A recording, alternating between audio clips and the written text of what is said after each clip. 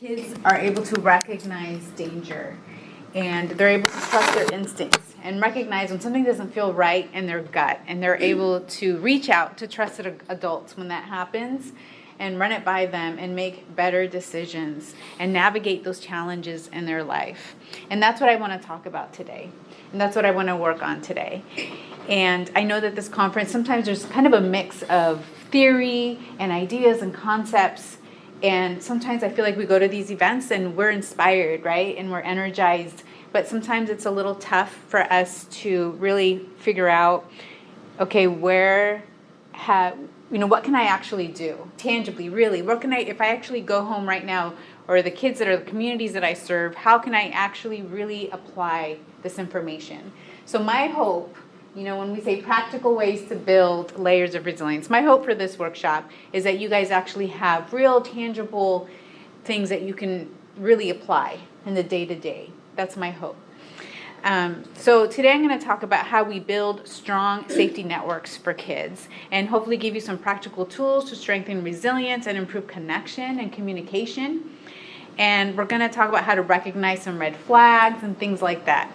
Okay, because I think sometimes, we talk a lot about, okay, how do we set up, safety blockers on our phones, or how do we set up things on our computers so kids can't access them? We talk a lot about protection, but I also want to talk about how do we talk to our kids? How do we build that connection so that our kids know how to respond, because they're not always going to be with us, right? Even if we even if we say no gaming, no computers, no phones, they're going to have access to that at some point or somewhere sometime when they're not with you.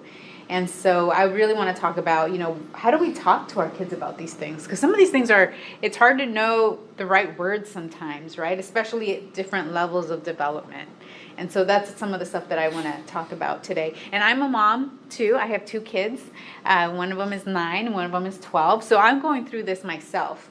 And, my kids are also on their computers, on their iPads. I just got my oldest an Apple Watch. So I'm navigating all of this stuff myself as well. So all of this stuff is still really interesting to me. So you can go ahead and go to the next slide. So the first thing that I want to talk about is building strong and open relationships, with trusted adults, because this is what I think is our first line of defense against exploitation. And one of the things that I think is often one of the biggest myths when it comes to human trafficking is that it always involves a stranger. And we've heard that a couple times during this conference, that it involves, we hear a lot of times, like, there's movies that have come out, or there's these stories about kids being taken at, Target or in the white van. Yes, exactly, the white van.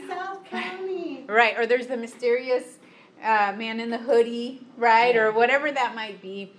But we know that that's not true, right? That typically exploitation happens through relationships, through people that children actually know and trust.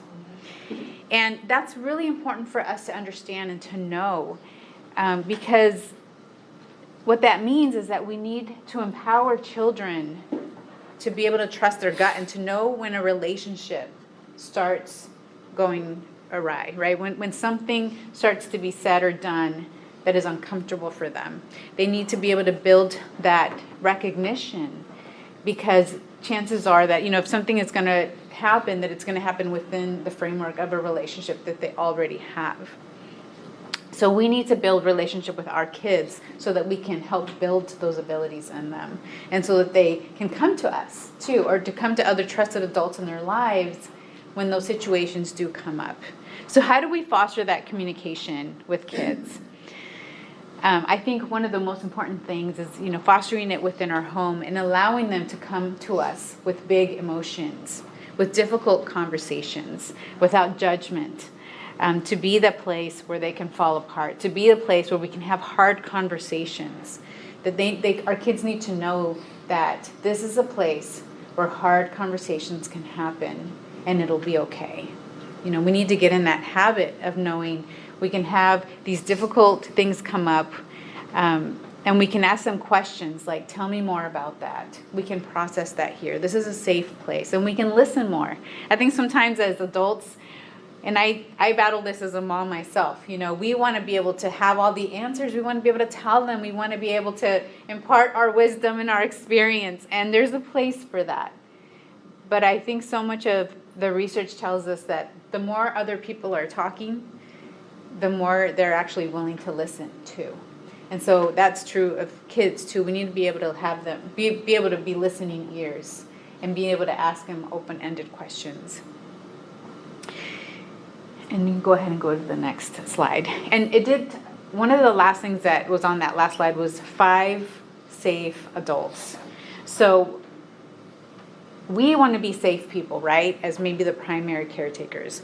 But we want to build layers of support for our kids. We want to recognize that the more layers that they have of safe people in their lives, the better. One of the things that I tried to do with my kids is to say, I want 5 safe people that you can 5 safe adults. So we want to be purposeful in saying, who are 5 safe people that you could go to if you have a problem that you can't resolve and you can't talk to me for some reason? Who are those 5 safe people? Like for myself, I have a younger sister, and I said, okay, your Tia, Diana, is going to be someone that you can talk to. So we brought in my sister and said, just so you know, if she has something that you need to talk to, she needs to talk to, she's going to come to you. Is that okay? Yes. And I tell my daughter in front of her, even if it's something she can't talk to me about, she can talk to you about this, right? Yes, this is an agreement. And so my daughter knows in the back of her mind, if there's ever a problem, that she knows there's other people that she can talk to. And sometimes just having that be clear and spoken, I think can be beneficial. And so having a plan and having had gone through that process of recognizing, here are 5 safe people in my life that I can talk to and go through, and 5 safe adults. Because we want our kids to be supported, right? And when we talk about support, I really like visualizing support as like these concentric circles, right? The first and most important protective layer might be the parent or primary caretaker, not always. I think that this looks different for each child, for each person, right? For each one of us, we all have kind of these concentric circles of life, the people that we go to when we need something, when we need to talk to someone, and it will look different for each person. Right, but there's that first and most important protective layer, the first people that we go to, right? And then there's other layers that extend out from that, and that might be extended family members, that might be our peers, that might be our school, our community, or our church, right? That might be like a sports league, and again, this will look different for each one of us. So what are for some of you, who are these extended circles of support for you, or who were they growing up for you? Who are your people that you could go to?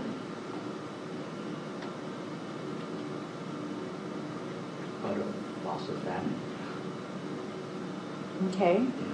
Talking about us when we were Yeah. When you guys were growing up, or even now, who are your layers of support in your life? See, I'm old. And we moved from Pennsylvania out to Southern California, and we were the only family out there. Okay. So all the Dios, all those were back east. Okay. And so really you had to pick different people. A teacher was always a great person. Okay. Yeah, forget the priest. However, back then, when I'm saying I'm old, we used to play till the street lights went on. Yeah. You know, we were on our bikes, and we used to do some stupid, crazy thing. We used to play in the storm drains. Not really smart. Hop up, those storm drains, look around, the manhole covers. But our parents, only one parent worked. The mom worked. All the other moms were home. And we knew our friends' parents. And so I would say those people. Okay. We were a next door neighbor, on both sides. We knew the people across the street. Yeah. So we did have that. That doesn't occur, at least I don't think that necessarily occurs now, or does it? I think because everybody's like online a lot. I feel like it's hard to connect with like your neighbors. Like back then, there was not so much like social media on it. For us, we're believers, so our church family is a safe place for us. We are really, I was really isolated growing up. My parents were not really very outspoken. They didn't talk to us a lot about things. They were not very affectionate. So we learned how to find, people who are mentors and people who are just, friends, and they were actually church because we were very, very active in our church. That's really good. Yeah. So each week we have care groups and we get together and we talk about what's going on in our lives. We ask for prayers. So that's our safe place, is that we can just speak our minds and feel like they're not going to judge us. So that's a layer for you. And so when we think of our kids, and it's not just our kids, right? Just as Rabbi Diana shared, all kids are our kids, right? We want to think about this diagram, and we want to think about how do we add layers to our children. Not just ourselves, not just family, but how do we connect them to other resources? How do we connect them to their youth group? How do we connect them to maybe a sports league, or maybe there's just a family member? How do we build those relationships in their lives, the healthy ones? Of course, you want to be selective, but how do we continue to add multiple layers? And part of the reason why I think that's important is, and you can go to the next slide, is because I like to think of like these layers as being made of Swiss cheese. Now, I'm sorry, I didn't know I was going to be presenting right before lunch. So probably not good timing. Yeah, thankfully we have the avocado toast. And In-N-Out next. Yeah, we have In-N-Out coming up. But, if I were to hold up a slice of Swiss cheese in front of me, I'd be able to look through it, right? There's holes in it.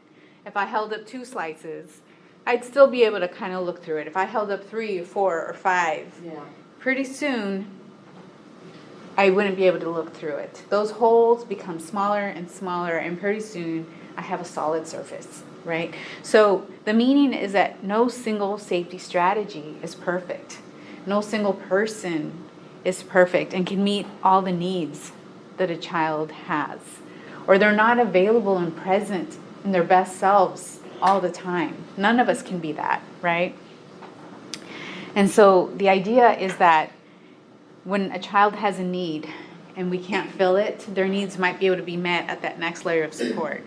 Or at the next layer of support. You're right, insofar as I never sat down with my kids and said, hey, if you need to talk to someone and it's not me, go to this one, go to this one, go to this one, go to this one. We did have that conversation when, I don't know who died, but the twins were like, 6, and so if my mom and dad died, who's going to take care of us? Yeah. Papa and I will. Well, if you guys died. And luckily I married into a huge family, and they each, came from, so man, we had like layers and layers. Yeah. And they go, and I go, baby, not that many people are going to die at all.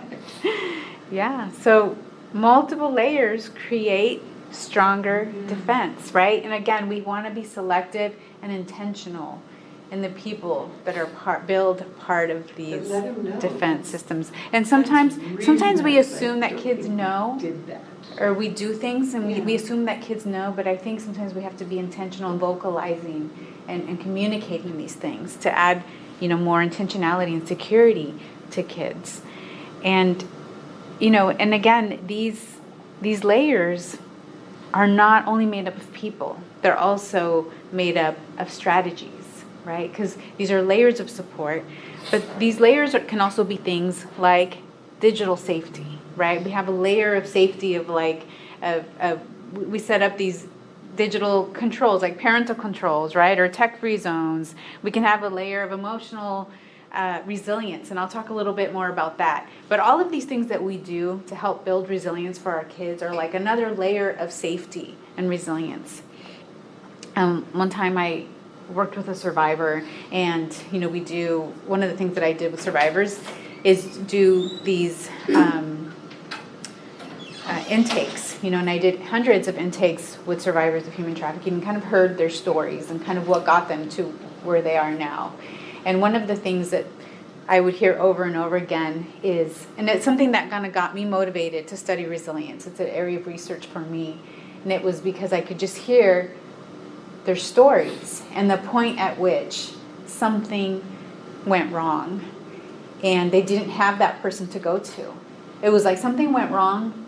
Usually it was some situation of abuse or exploitation, but then they didn't feel like there was someone they could talk to, and then it spiraled and it spiraled and it spiraled. And so something that's really important to me is making sure that each child has someone that they can talk to. And I had a survivor tell me, if someone had just stepped in at the right time in my life, if someone had just come in and asked me and communicated, and if I felt that I could speak to somebody without being judged, then maybe everything would have worked out different for me. And so that's something that I keep in mind as we talk about, building these layers. So, and can you go, or maybe I'm almost there. Okay, you can just leave it there. So, and again, I want to focus and I want to emphasize, go ahead and go back one, please, that all children are our children. When we talk about this, of course, I primarily think of my kids, but I want us to think, I think also from a faith-based perspective, that all children are our children. I think it's important for us to think about our community. And I want us to think about adversity in life, right? It's inevitable. If you think about what we've been through, even just with this pandemic recently, but just the occurrence of trauma and how common it is in our communities.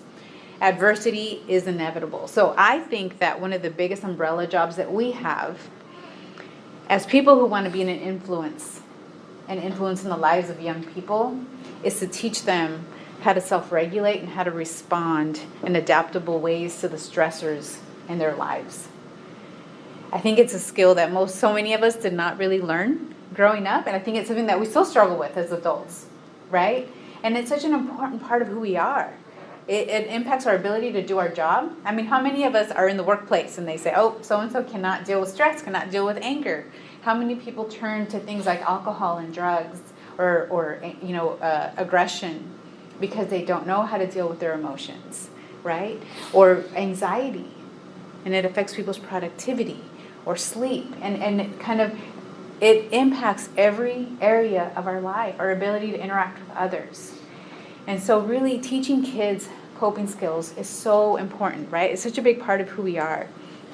And kids are not born with elaborate coping skills. I don't know about you guys, but my 2-year-olds were not born with we did not naturally have coping skills, and I did not.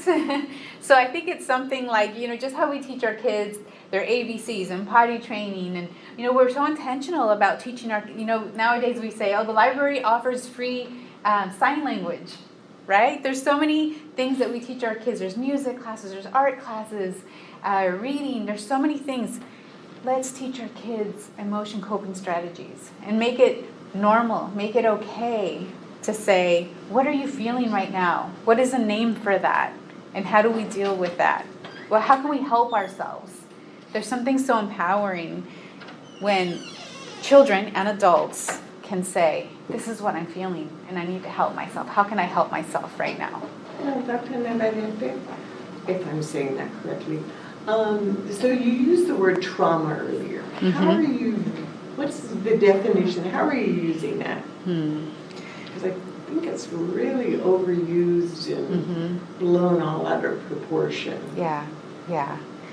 Well, and that's, a big question. I think it can be defined in lots of different ways, but when I think of the word trauma and the way that I use it, is something that impacts the way that you feel, the way that you think, and it has kind of a longer impact. I think sometimes, yes, we'll say things like, that was traumatizing, or, but when I think of something that's traumatic, it's something that has a long-term impact on your psyche, on your emotions, on the way that you feel and think, something that kind of continues to have an impact on the way you function. And my granddaughter's 23, so she's a baby, but she says, when I was little, and the doctor that diagnosed her with ADHD, and she had symptoms. She wouldn't know whether she should get the diagnosis here. She was in Costa Rica.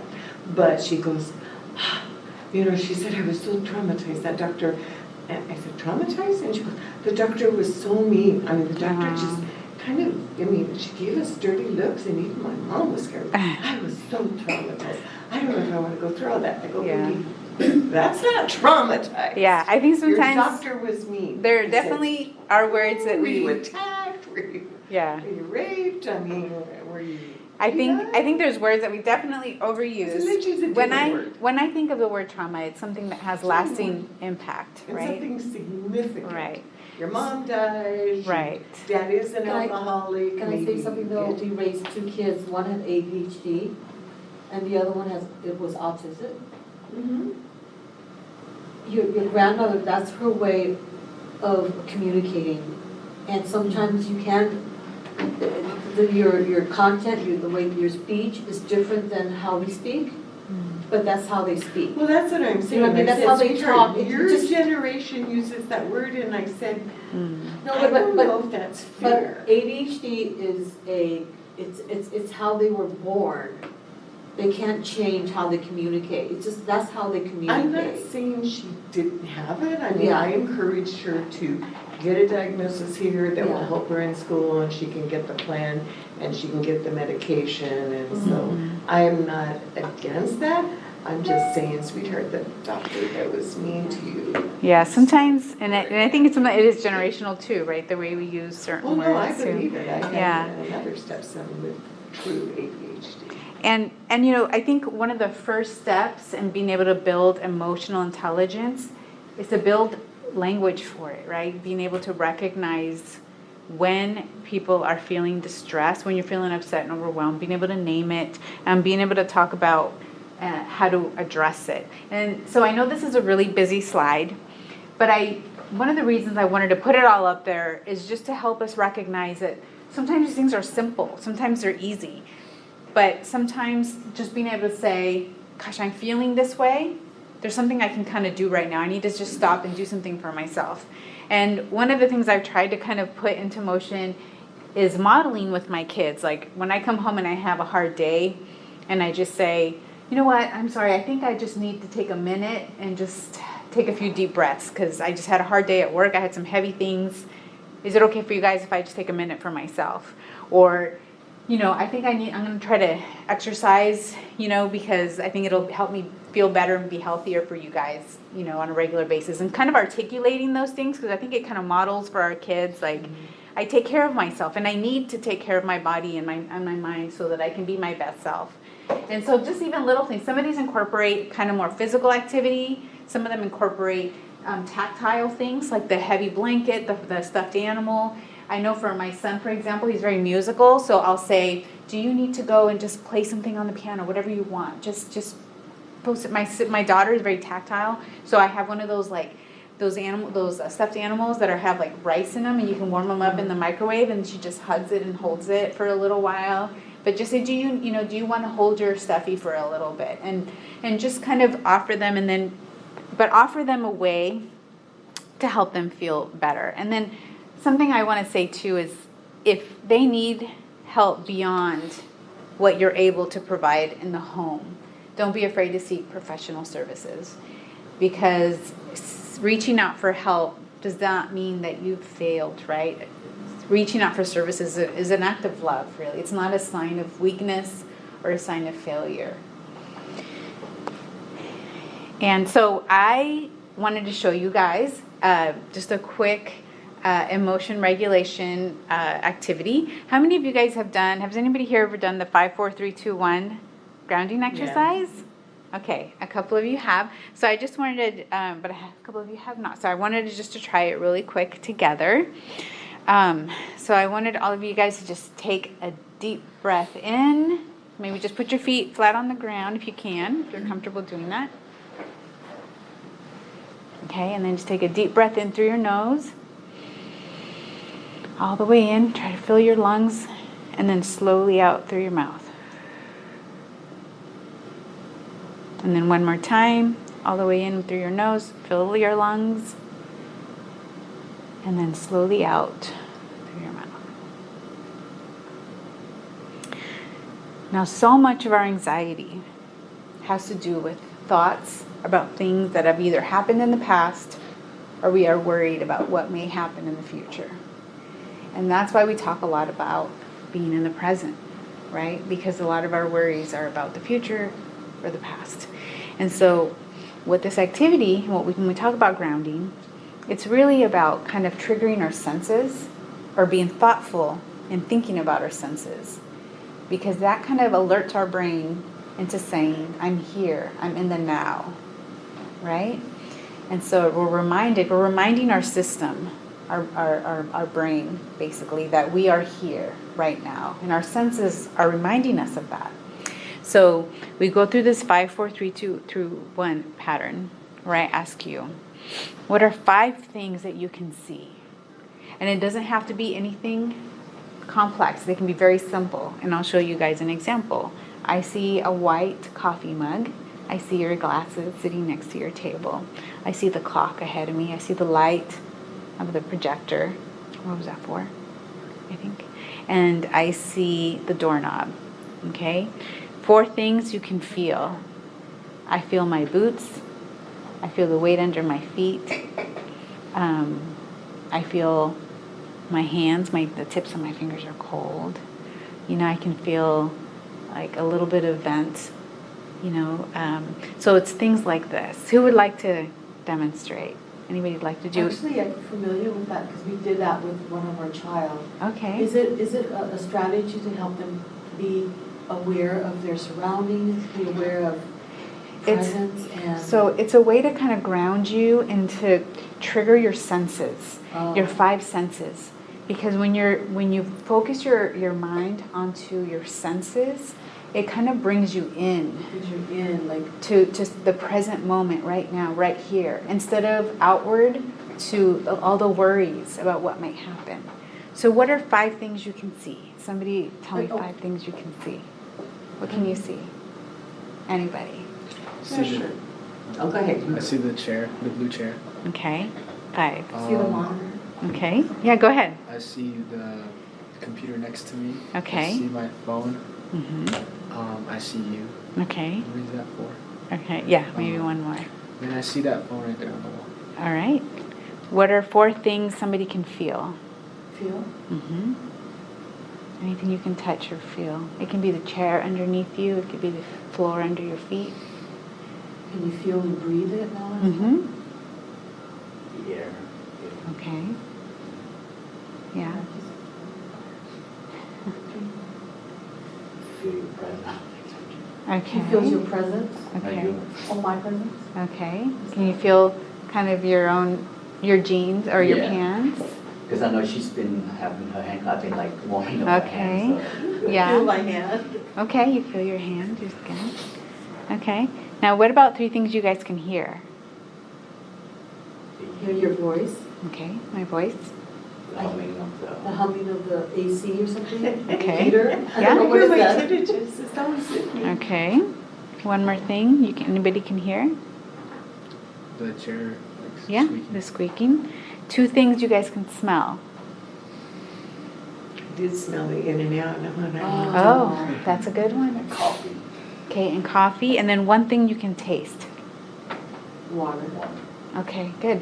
And you notice how sometimes it gets a little tough. You have to really listen. You have to really, and it's purposeful. And sometimes anything that you can really focus on the detail, like I can hear the monitor, what does it sound like? Or the cracking of the chair, what does it kind of visualize what that sound is coming from?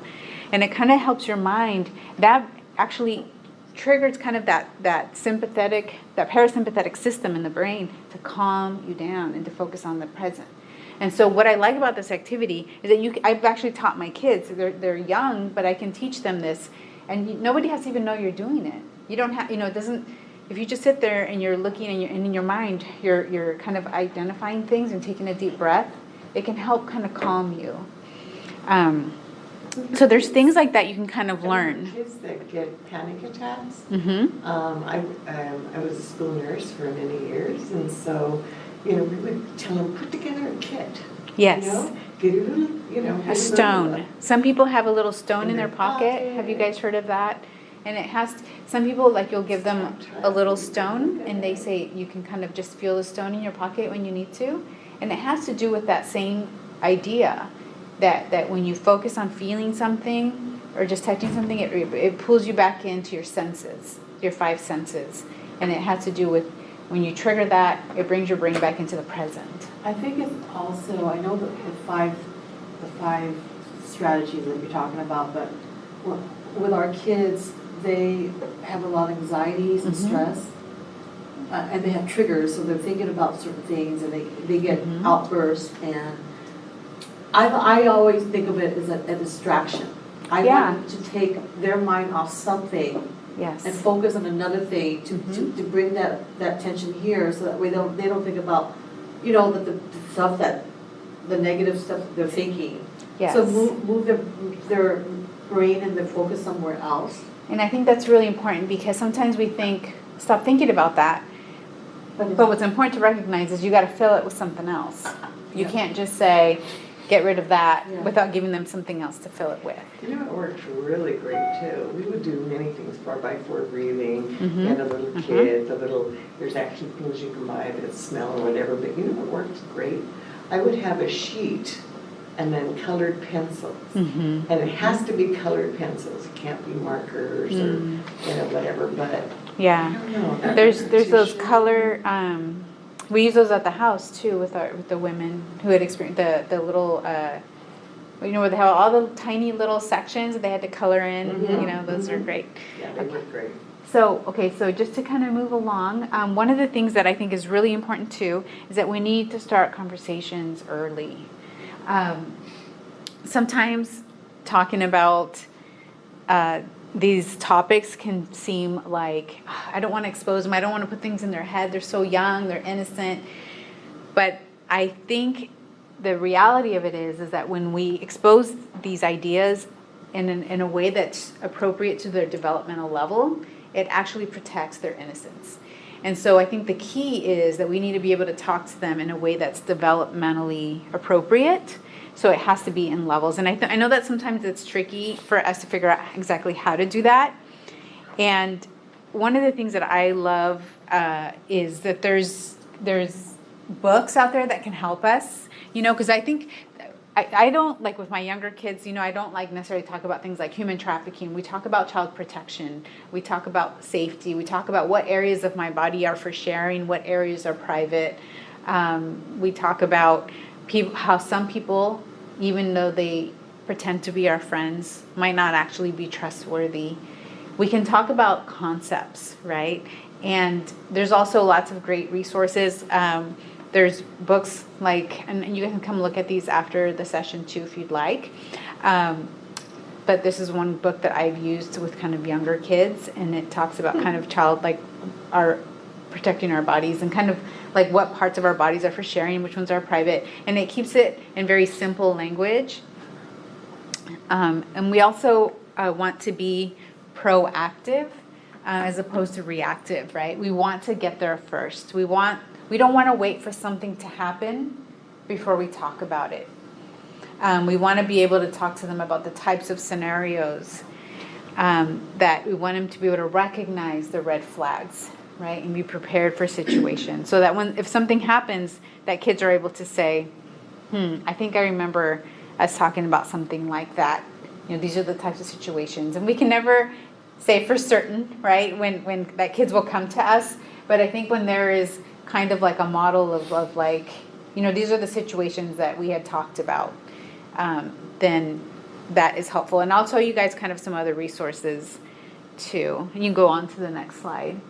And this is something that we've been talking about in other areas of the conference too. It's like we want to use empowering language that focuses on protective factors as opposed to like fear and scariness. You know, we want to be able to talk to them about how to empower them to talk to us, how to empower them to speak up when something doesn't feel right.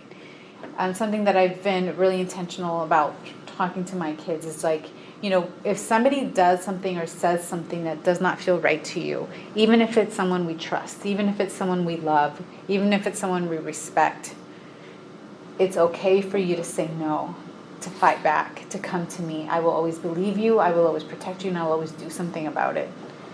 And for kids to know that, and for them to feel empowered and with the right to do that, to say that, okay?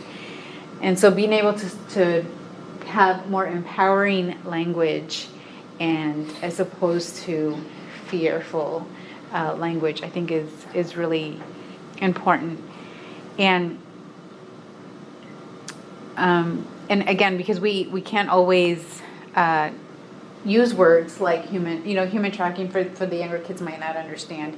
But it's pretty funny. I have my daughter was, I believe she was in preschool. We had a career day at her school, and they all gathered in the gym, and all the parents were kind of on the outside, and all the kids were down on the floor, and they had kindergarten through like 5th grade, and they had some of the kids stand up and talk about what their parents did for a living. And my daughter stood up, they gave her the mic, and she said, "My mom does human trafficking." Oh, no. Yes. And then they said, "Oh, can you tell us more about that?" And at that point, I was running the residential home, and she said, and I had taken her to work with me a few times, and so she'd met the women in the home, and she said, "Oh yes, my mom works at she's a boss at a big house with a bunch of ladies living in it. She does human trafficking." And I thought, oh my gosh. So at that point, everybody turned to me and looked at me, and it was like, I just felt like I needed to explain, but they just moved the mic on, and we moved on, and I just thought, oh my gosh. So the kids might not understand the terms, right? Obviously, I had some work to do. So she had the terms without the full understanding of them. But I think she understood it further than that. But obviously, there wasn't enough time for her to explain. But children, I think, with time as they grow older, they can understand more of and understand the vulnerabilities, right, that are tied to some of these things, and. But I think one of the things that I loved about our main speaker is how he used kind of the organic opportunity of his daughter being catcalled when she was walking with her friends. I don't know if you guys remember that story. Because one of the things that I think is so important is for us to use things that happen organically to talk about things like human trafficking, like exploitation, like abuse, and to be able to have conversations that come up so they don't feel forced, right, or unnatural. And so I wanted to show you guys, how many of you guys have seen, this was kind of something that I used to be able to talk to my kids. I wasn't expecting it. I went to theaters and watched Willy Wonka. Have you guys watched the new Willy Wonka movie? And so for me, this was kind of a neat opportunity. So I was going to show you guys a little clip as an example. I think if you just go next, it should play it. Got just the big boy. And I'm sorry, the sound for some reason wouldn't go through. One sovereign night, but you don't have to pay till 6 tomorrow. Does that give you enough time to earn a few pennies? More than enough, Mrs. Scruggs. Thank you. Oh, it's the least I can do for a stranger in need. Now, sign here and we're all done. Alrighty. Read the small print. Thank you, Lou. That'll do. Oh, what'd you say? Who's that in? The girl. What girl? That girl. It sounded like read the small print, and there does seem to be a lot of it.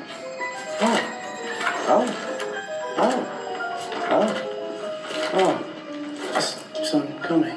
Yeah, you don't want to listen to Noodle, Mr. Wonka. She's damaged. She was dropped down the laundry chute with a bag. And I took her in out the goodness of my heart, and I've done my best, Mr. Wonka, honest I have. But she's been left with a suspicious nature. She sees conspiracy everywhere. Poor girl. I know. These are just your standard T's and C's, but you're welcome to take a look if you want. I was giving it once over.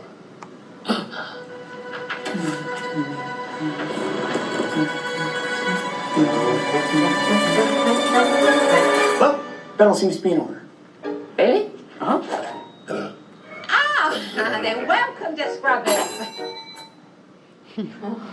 So this was a great movie. My kids really enjoyed it. This was actually the school play at my kids' school. So my son actually played Charlie, and my daughter is going to be the grandmother, I think, now in the 3rd grade. But this was a great opportunity for us to kind of start talking about human trafficking, because basically the main character had grown up on a ship with his mother. He was basically an orphan. She passed away. He had all of these vulnerabilities. He didn't know how to read. So this is why he wasn't able to read the fine print. And then he actually ended up being in a situation of forced labor, along with other characters in the movie. And most of the movie, they were in a situation they were trying to escape that. So it's actually a really good example. So I was able to kind of open up that conversation. And so one of the things that I think is so important is that we use kind of their language. We enter their world, right? Because so many times, like, we are, like, all of us have a natural tendency to receive information in a way that we can relate to, right? Like, if you're into sports, if somebody uses sports analogies, you're there, right? Like, you get it. I think anybody who can use the language or examples that you can relate to, it's really helpful in you being able to absorb information. And I think our kids are sometimes growing up, I mean, they even have their own language, right? Don't they have all these words that they use now that I don't even know what they mean? And like, I know my 12-year-old, they think that I'm like from another planet. I think, you know, like my daughter I was recently at a doctor's appointment, and my daughter loves to like reorganize my wallet and like reorganize my credit cards. And she recently like pulled out my driver's license, and she was like, oh, and she pulled over my son, and she's like, look, and they were shocked, and they look at me, and my son was like, yeah, I think it's real. And I was like, what? And my daughter's like, you're from the 1900s? And I was like, yes, I'm from the 1900s. Like, but you know, sometimes it's like there's a gap between, like, they feel like you can't relate, right? And there is a gap, right, between how we understand information and how they understand and process information. And that's something that they talked about at this conference. It's how they grew up with technology. They're wired a little different, you know, these younger generations and the older. And so we have to embrace that and say, okay, how do we go on there and learn together? How do we kind of connect on your level with this information so that we can absorb it together and kind of connect. So, you know, that's one thing I encourage you guys to just kind of step into their world a bit. And I'll show you guys some other examples. There's a great organization that has released some videos and just some great information of videos you can watch with your kids. And I'll show you guys a couple of examples of that. So here's a couple of slides. I won't go into too much detail, but this is a little bit more on just kind of how do you, some of the things that you can talk to kids about at every age as far as kind of cyber safety. So for younger kids, like, you can talk about, you know, an etiquette, which is kind of online etiquette for how to communicate and interact online. You can talk about looking at inappropriate content. And for older teens, you can start talking about cyberbullying and sexting and pornography.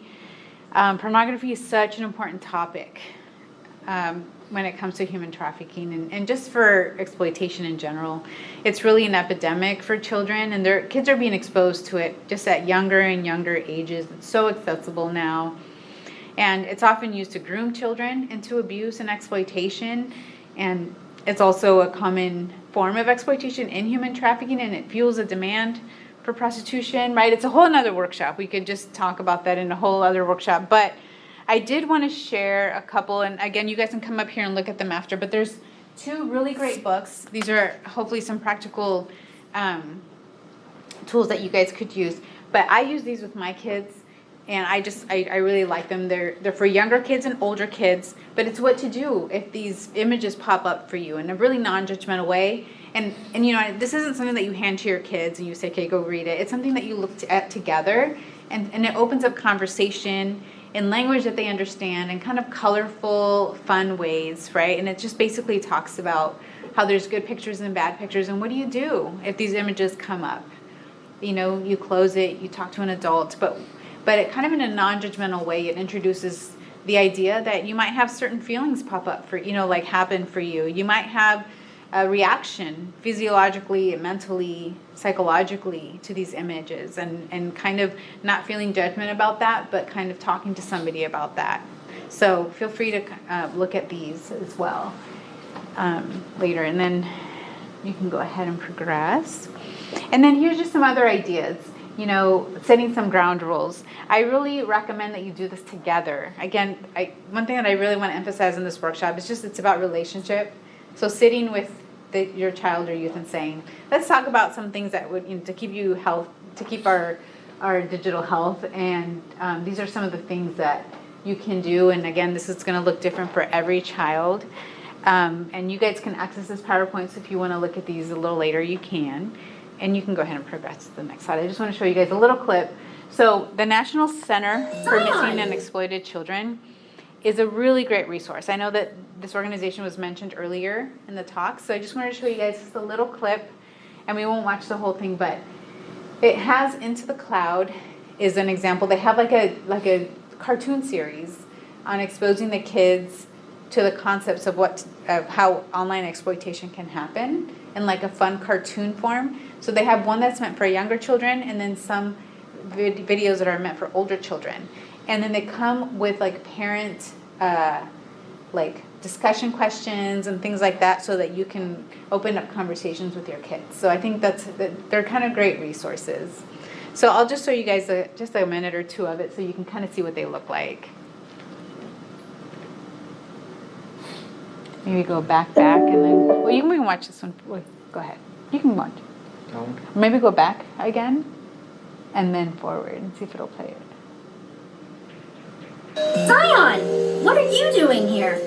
Oh, hi, Webster. Hey, what's wrong? Go ahead, Zion. You can tell them. They're NetSmart's kids. They might know a way to help.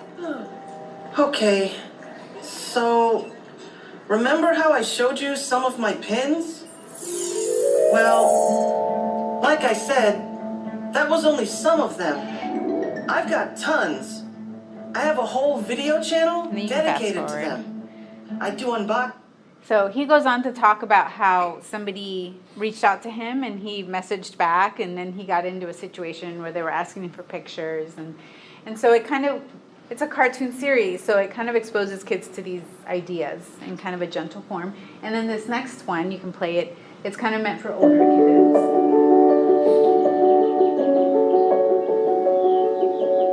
You probably get lots of messages every day. But what if you got one like this? What would you do? Would you send a picture? No? Cool. That's an easy way to protect yourself.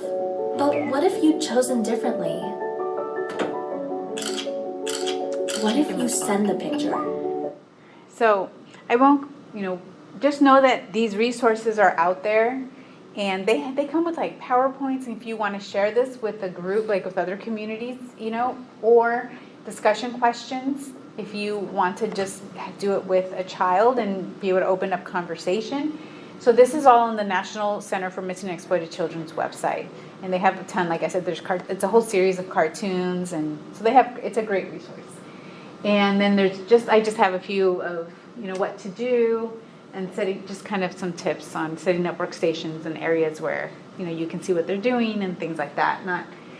Not letting them take devices that have internet back to their rooms, because sometimes I think like nobody here would allow a stranger to come into your home off the street and go into your kid's bedroom and have a conversation with your child, right?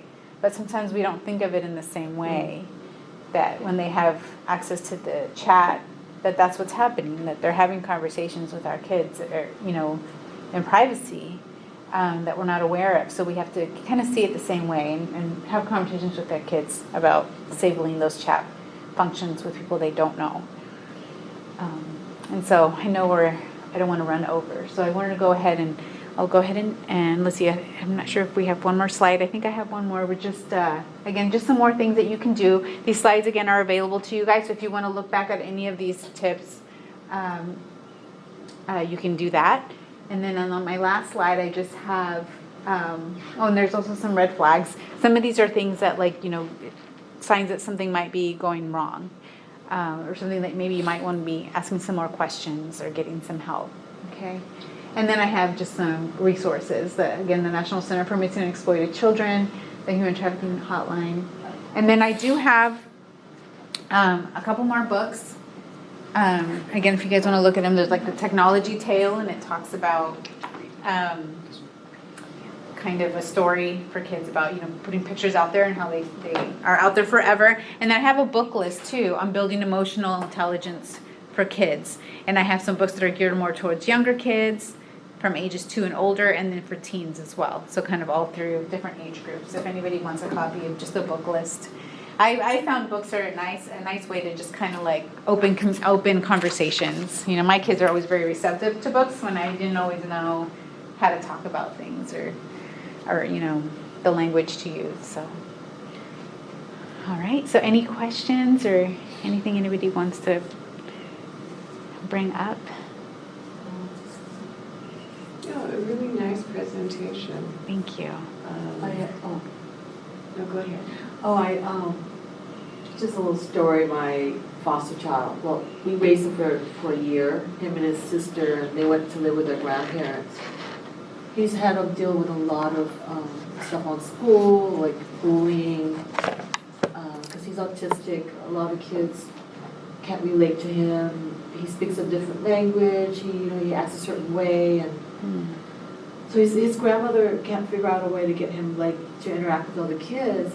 He doesn't have any friends, but when he comes to our house for the weekend, we make sure we have to limit all the screen time, the video games, and we make sure he's interacting with other kids and other people. So he's he's 15, but he's kind of moving up to his age, he's more maturing now, because he's exposed to a lot of things. And he just made friends with the two kids that we know, and when he comes over, he wants to play with them. So That's now wonderful. he's starting to join social clubs at school, and he wants to do it now. That's wonderful. It's never too late. Our kids are just growing, they're learning, but he's learning to build relationships this way. That's wonderful. So Yeah. Great that Sometimes you just provide that. yeah, and you create that safe space and at his own pace yeah, too. so when he's Yeah. ready, Yeah, that's think- wonderful. I think it's good how you talk about starting conversations early, Mm. because and then using specific language that applies to the person or the children, because not only does it help the parent, but it also helps the children to be able to communicate with other children and find ways through that language, because they might not know how to, and that's why they're disconnected or feel disconnected, especially because they're exposed to all this other stuff that's going on around them. Yeah. Sometimes I have to pause sometimes with my kids and be like, how would I talk to a friend about this? Because I think sometimes we get into a parental, and sometimes I think, if I just want to be able to connect and do it through connection, as opposed to I'm the parent and I'm going to set the rules, but or even, one of the things that has happened to me lately, for some reason, I don't know if I got on some kind of list or something, but I've been getting friend requests on Facebook from males. I know they're fake, but it's single, widowed or divorced men You get from that all Italy the on his private jet, and his yes, it is, yeah, right. And they're all on their private boat, and weird pictures like that, right? Or in his surgery cap, right, doing and I'm I know they're fake, and then I'll show my kids. I'm look at this stuff, isn't it so fake? Isn't this terrible? And I try to I process it with them, so that when they get something, it's oh yeah, this happens, I'm not the only one, and it's more of a conversation, as opposed to you better not do that, or you better, it's just kind of this stuff happens, it even happens to me, and it's a little bit more collaborative, and I think all of us are more open to that, right? I mean, you think about yourself, if somebody's telling you what to do, as opposed to hey, what do you think about this? Preaching. Yes, and I think, because I started to think about, how do I want to receive information? And sometimes I think kids kind of deserve that a little bit too, we don't want to just talk to them, we want to talk with them. Yeah. Yeah, I like one of the ones that the people were talking about, in purples, because now everyone's got their phone, and your kids don't talk to you, whereas I always thought when I drove my kid, softball, whatever, blah, blah, blah, all those little things, that there's something about, it's nice because you're not exactly face to face, so you can kind of deal with a little bit more sensitive topics without the emotional baggage. The drive time is, And then I was fortunate because, like I said, I was a school nurse and I had a high school or whatever. And I would always specifically bring some of my cases home and talk about things that I kind of wanted to talk about them with, and yet didn't want to be in their face about that. Just, Oh my gosh, I had this pregnant girl today, and da da da da da. Just expose And, them. or having this girl who thought she was pregnant, she did not have pregnant. Oh, well, these are the places that you can get contraceptives, Yeah. Again, you don't have to have your mother involved. You don't have to, darn if that didn't come in handy for her friend, Yeah. But again, it was a little bit less in your face than don't do this, don't do that. Right. Or this poor girl that ended up getting raped, and she didn't know even what city it was in. We had to make a police report. I had to get her into, medical care to get the testing done for STIs, and she wanted the morning after. That was her choice, not my choice, not pushing anything, but again, what was the thing? Don't get so drunk at parties that you don't know where you are and you're away from your friends. So thank you guys for coming, and thank you for just being here, for being at this conference. It's a gift to see how it gives me so much hope that people are invested in this topic, wanting to learn more. Thank you for your time. Thank you. Thank you. Thanks. And I take it this one wasn't in Spanish. I did have a couple people ask, is this one in Spanish?